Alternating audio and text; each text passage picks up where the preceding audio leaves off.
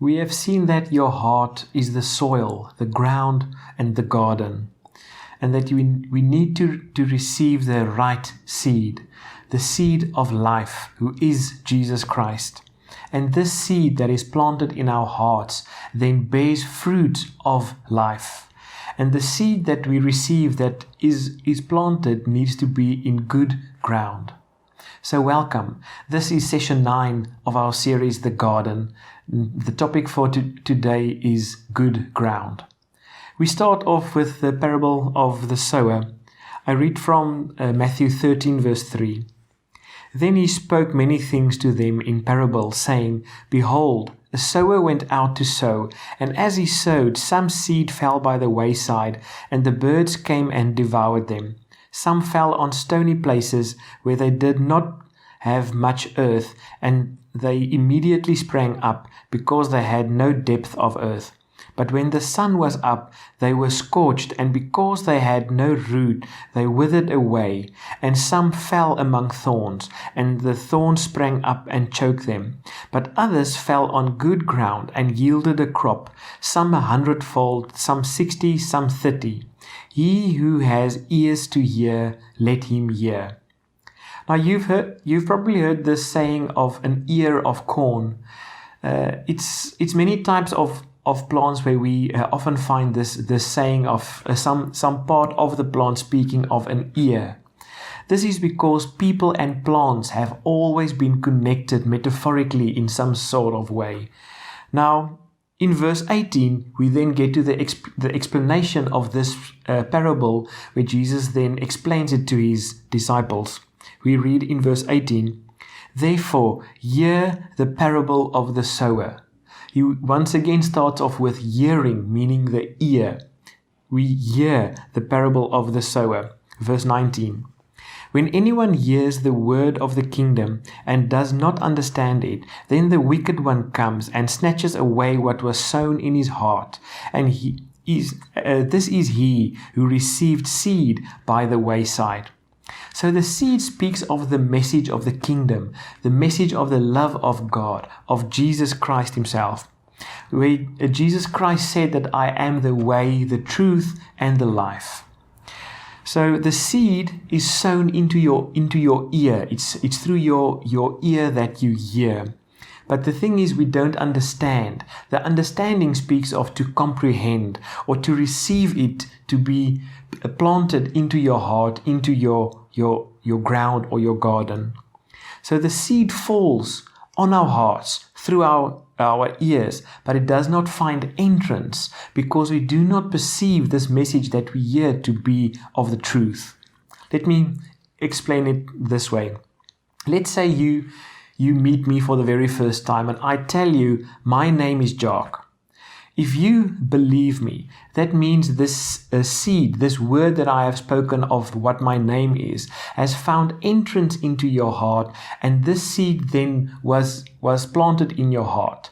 The next day when we see each other again, you come to me and say, hey, and you greet me by my name without me telling you what my name is again. Because the seed that I sowed yesterday bears fruit today, and in this scenario, the fruit that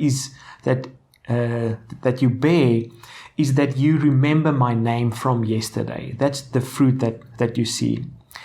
But let's say you come to me and I tell you, my name is Jacques, and you don't believe me, even though it is true, then that seed does not find entrance into your heart and therefore cannot bear fruit.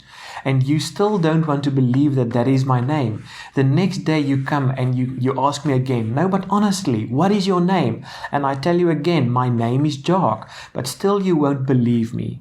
It's not the seed's fault that a tree does not bear fruit. The seed was not planted to bear fruit in the first place because the seed was not received as truth and therefore cannot bear the fruit. So if it says you don't understand or you don't comprehend, it means you don't receive this word as truth and therefore you don't allow this to enter into your heart. Then verse 20, but he who received the seed on stony places. This is he who hears the word and immediately receives it with joy. So in this case, the word is received as truth, and it is indeed planted in your heart. But then verse 21, yet he has no root in himself, but endures only for a while. For when tribulation or persecution arises because of the word, immediately he stumbles. So here the word is in fact received, but the garden where the seed was planted was so full of stones that the seed could not develop roots. And these stones that we find in our hearts is literally refers to a hard heart where there is no love. There is only a hard heart. If we connect this back to our example of my name, let's say I tell you my name and the next day you come to me and you remember my name. My name is Jock, and you greet me as that because you bear fruit from the seed of yesterday. But now we don't see each other for many, many years. And one day we just walk past each other and you recognize me because you know me. But for some reason you can't remember my name. The seed was planted, but it could not bear fruit because your heart was hard towards me. There was no love towards me. It was not valuable enough. It was not worthy enough to remember my name after all these years from the first time you heard it. Therefore, when you saw me again, that tree could not bear fruit because it did not have time to root itself in your life. Let's say we spend time with each other. Let's say 5 years, we are best friends and we do everything together. But then all of a sudden, one of us moves away, and for 30 years, we don't see each other. After 30 years, you still remember me. You still remember my name, because at that time when you received the seed, in that relationship we had, that seed could bear roots which then bore fruit even many years later. So then we get to verse 22. Now he who received seed among the thorns is he who hears the word, and the cares of this world and the deceitfulness of riches choke the word, and he becomes unfruitful. In this case, the seed was also received, but other seeds were also planted in the garden alongside the seed of truth. And these other seeds, in this case, refers to riches or social standing or the image you try and keep towards other people, what they must think about you. And many times it revolves around what I want or what I need or what I want to show to the rest of the world. And these seeds all compete for focus in your garden. While you tend to the tomatoes, you can't tend to the cabbages, you can't tend to the cucumbers. You can only tend to one seed at a time. So you know that your focus, we speak of your garden as your focus. This is where you put your time and money. So what it literally refers to is you can't spend your focus on two things at the same time. Let's say, for example, you focus on your career to be the most successful in your career. The chances are, while achieving this, there's probably no time for family. There's no time for fellowship with your children and your wife. And this is also where we find many marriages breaking up. The focus on the job takes a precedence over the focus on family. The exact same thing around. While focusing on your family and trying to be all that you can be for your family, you can't spend your time with your kids and at your work to provide, to get an income to provide for them in the first place. So either you do the money part or you do the spending time part, but in doing both, it barely ends out good, whether your focus is on the one or on the other. And in this same way, we have many seeds planted in our hearts, which we try and focus on. And all of them are only small plants and barely bearing any fruit.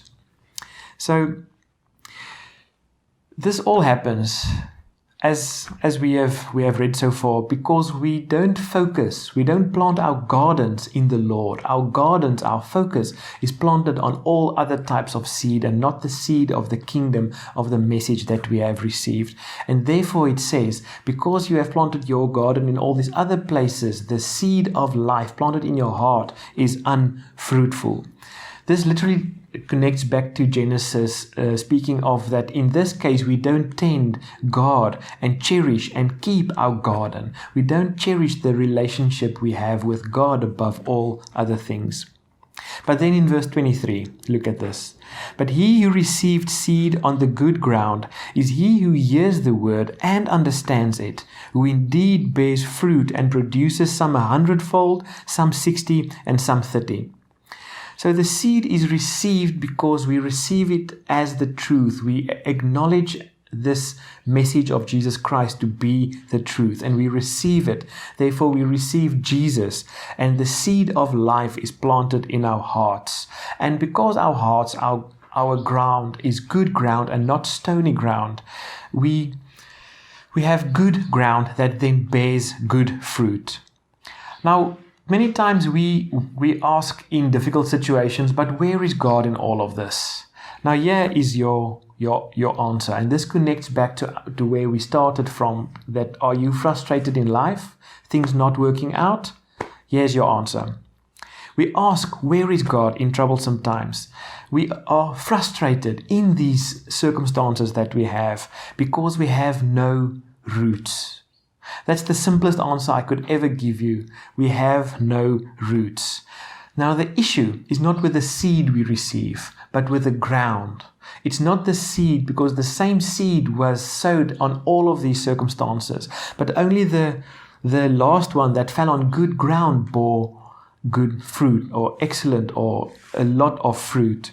So the same message was preached, but not everyone received the message. And even if the message was received, it was not the focus or the main goal or the purpose in life to cherish to God and to protect this seed, this relationship, and therefore we are unfruitful.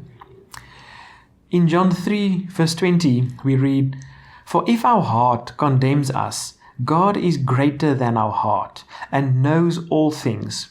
Beloved, if our heart does not condemn us, we have confidence toward God, and whatever we ask, we receive from Him."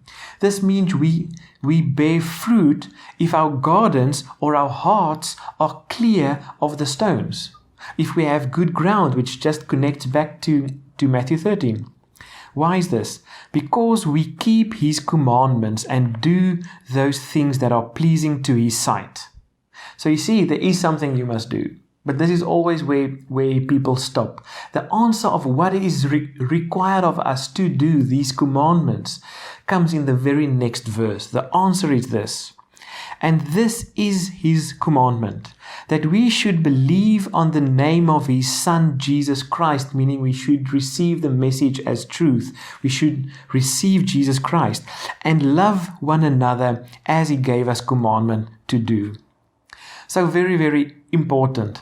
If our hearts do not condemn us, so where does the condemnation come from? Does it come from God, or does it come from you or your own heart that condemns you? So we bear fruit from good ground, fruit of the tree of life, fruit of love. And this we can only do because we receive His love. We receive the message of Jesus Christ to be the truth. And because we receive this message, this love, 1 John 4 verse 19 then says, "We love Him because He first loved us." So in going back to 1 John 3, that last part, the commandment, says to receive Jesus as the truth and then love one another. By receiving Jesus as the truth and truly cherishing your relationship with Him and receiving the love He has for you, changes your love so much that you start loving the people around you, including God in this case. So we love because He first loved us. Love is not sourced or produced by us. We receive it, and therefore I have it to give. Now, the other very important thing to notice is our hearts condemn us. It's not God that tests or tempts or condemns us. It's our hearts, speaking of these stones in our own gardens. James 1 verse 13 states it like this. He says, "Let no one say when he is tempted, I am tempted by God. For God cannot be tempted by evil, nor does he himself tempt anyone. But each one is tempted when he is drawn away by his own desires and enticed. Then when desire has conceived, it gives birth to sin, and sin, when it is full grown, brings forth death. Do not be deceived, my beloved brethren." Now wait. Do not be deceived, my beloved brethren. God does not tempt. God is not the tester. He's not the one that condemns or tempts you. We are tempted by our own desires, by our own seed that we receive from all different things planted in our gardens, and the focus that is spread over all these seeds. We are enticed and drawn away by so many seeds that we plant in our own hearts. And it's literally this seed that refers back to the tree of the knowledge of good and evil, where we depend on ourselves and we start planting seeds that depend on us. I want to be best in my career. I want to be the best husband I can be. I want to be best father to my children. I want to be a good Christian, can even be one of them, where our focus lies into be good instead of being loved by God. So in speaking on us being dependent on us, it boils down to I must provide for myself. I must take care of myself. I build my own character, my own image, my own riches, my own kingdom. And therefore we do not have God as source, but we depend on ourselves. Now Matthew 13 verse 22 connects right back to this deceit. Now he who received seed among the thorns is he who hears the word, and the cares of this world and the deceitfulness of riches choke the word, and he becomes unfruitful. So there is only death in us depending on us, and that's where we get the unfruitfulness. The true fruit of life, speaking of the other tree, the other source where we depend on God as our source and not on ourselves. So if we now connect this back to James 1 where we came from, I read from verse 16.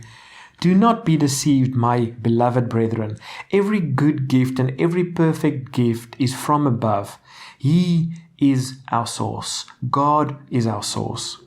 And comes down from the Father of lights, with whom there is no variation or shadow of turning. Of his own will he brought us forth by the word of truth," once again speaking about the seed, "that we might be a kind of first fruits of his creatures, where a tree bore fruit after its own kind. The seed, the word of truth, was planted to bear fruits, first fruits of his creatures." Now you can remember Adam was created first as the first fruits of his creatures.